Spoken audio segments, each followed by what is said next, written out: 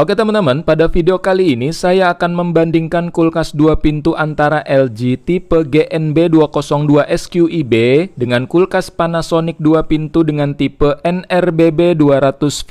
Jika kalian ingin menonton video review LG GNB202 SQIB, silahkan klik link yang ada di atas sini ya. Dan jika kalian ingin menonton video review kulkas 2 pintu Panasonic tipe NRBB200V, silahkan klik link yang ada di atas sini ya. Di dalam video ini saya hanya membandingkan saja tanpa bermaksud menjatuhkan salah satu produk, dengan tujuan memudahkan kalian dalam memilih produk yang kalian inginkan.